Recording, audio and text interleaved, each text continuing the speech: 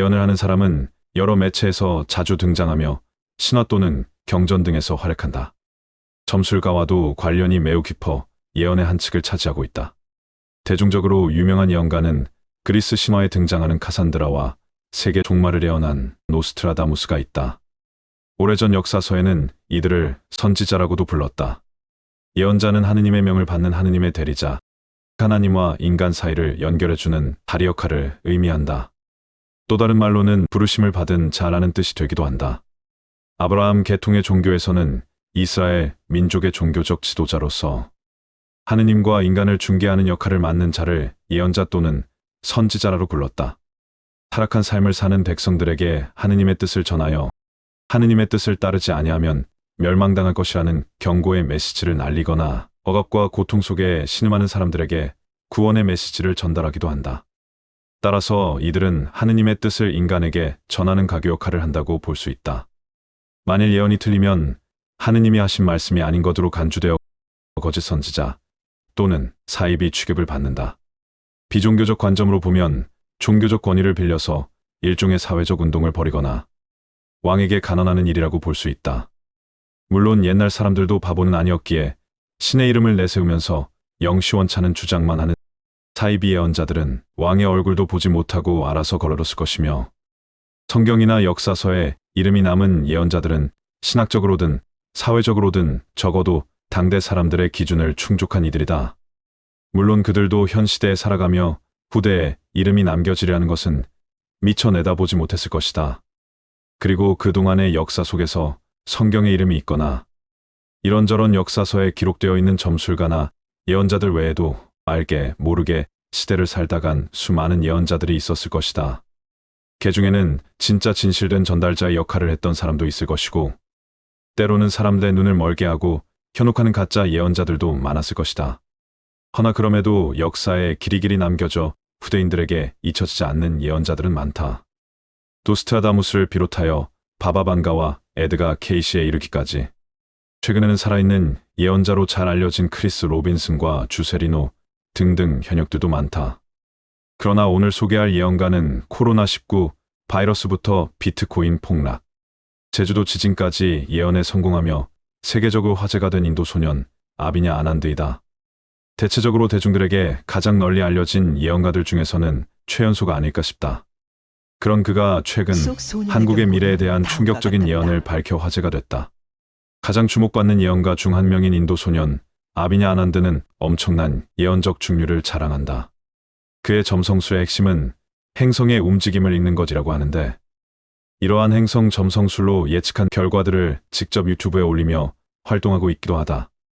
2019년 8월 22일 아난드는 전 세계가 2019년 11월 이후 큰 재난을 겪을 것이고 20년 3월에서 4월의 피해는 절정에 달할 것이라고 예언했다. 더불어 피해가 큰 나라로 중국을 꼽았다. 그렇게 코로나와 관련된 아난드의 예언은 적중했다. 실제로 코로나 바이러스가 11월 29일 중국 후베이성 우한시에서 처음으로 발생한 것이다.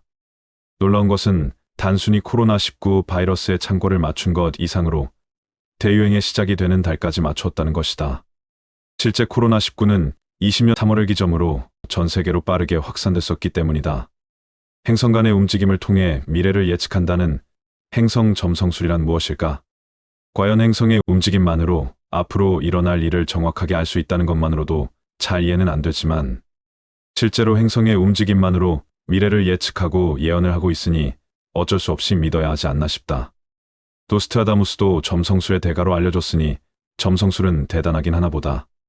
아무튼 아난드는 이후에도 이 점성술을 통해 2020년 12월에 목성과 토성이 정렬하는 시기이므로 강력한 바이러스가 한 번 더 출몰할 것이라고 예언했다.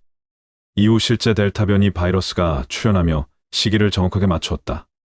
우연인 줄 알았던 이 점성술의 위력은 여기서 끝이 아니다.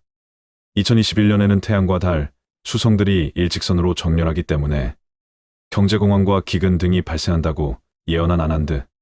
그 뒤 터진 우크라이나 사태와 전 세계적인 식량난, 나스닥 지수의 폭락으로 그의 예언은 한 번 더 적중했다.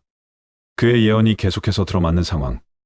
이러한 상황적 증거를 통해 행성의 움직임을 읽는 점성술의 정확도는 높은 것이 증명됐다.